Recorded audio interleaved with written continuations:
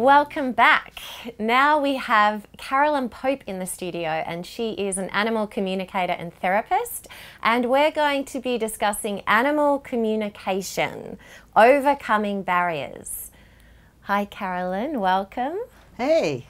Now I wanted to ask if are different human languages a barrier to animal communication? So if you were working on communicating with an animal that wasn't from an English-speaking country, how does that affect things? Only from the point of view, I sadly only have English. I don't speak a second language. Providing the person on the other end can also speak English as a second language, it's not an issue because the animal doesn't speak a language per se. They use telepathics. So telepathics doesn't have a language. The biggest problem I actually find with my international people is simply some of the accents I can struggle a little bit to understand, and apparently I have a very broad Aussie accent and very few can understand me. That seems to be the biggest barrier. So it's a human issue, not an animal issue. It's a human issue, not an animal issue. How does it work? How do you communicate with animals? For those of you that have seen The Hitchhiker's Guide to the Galaxy, great trilogy, think of the babble fish. For those that haven't, the babble fish was something that you put in your ear and it'd swim around and it would simultaneously translate any language right throughout the universe. And essentially that's what happens because it's all about thought.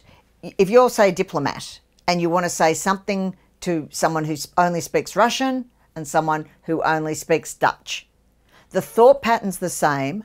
What you want to say might be the same, but the languages are different. So the animal's thought pattern, to me, is always going to be the same. It just happens that I only speak English, therefore I need another English-speaking person on the other end of the phone. The animal doesn't have a language per se. It's all telepathics, it's all energetic thought. How does the difference between species affect animal communication? Hugely. That's the biggest job of any animal communicator, is advocating for species difference. You're not going to roll in horse poo and eat it, at least I'm assuming you're not. You know, your dog will. Dog's not going to jump on Google and Google animal communication. One of my cats once said to me, "Murdering birdies is good for my stress levels. You should try it sometime." Murdering birdies wasn't going to do anything for my stress levels. Drinking coffee wasn't going to do anything for the cat. And everything is within species. You can't blame a dog for being a dog any more than if a horse gets a fright, it's going to shy or bolt, because that's what horses do. And the biggest problem is people that consider themselves animal communicators that have no species awareness. I remember one lady, and look, she was a human psychologist, she was very good, but she'd been speaking to these people with this very, very troubled dog. And they told me what they were doing, and I just went, no, that's crap. You actually do the complete opposite. And within 5 minutes, that dog was lying down. It hadn't laid down for 3 weeks because the signals they were giving to the dog was actually upsetting the dog. When you understand the species, you understand how to change your signals, because any animal's like a computer. They can only go by the information you're giving. And you're giving any animal information 24/7, 365.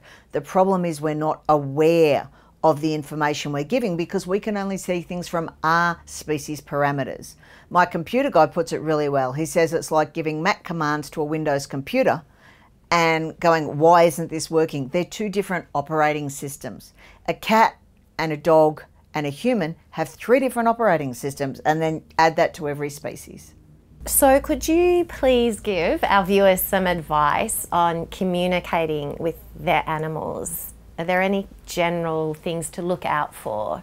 Start with someone else's because you're too close to your own. In the same way, a doctor doesn't treat their own children or a clairvoyant doesn't generally read. You need to know you're able to communicate and you know your own too well. You can't detach what is you from what is them. And also you need feedback. You need to know whether you're on the right trail. I mean, having said that, sometimes you'll get something that's just so weird you couldn't possibly have thought it up. And that's when you know it's coming from the animal. But most of the time, practice on others and get others to practice on yours and start with it that way. Because it's like, you know, a kid's not often going to tell his mum what's going on, but he'll tell a third party. It's exactly the same. So work with that to start with and build up the relationship and the rapport from there.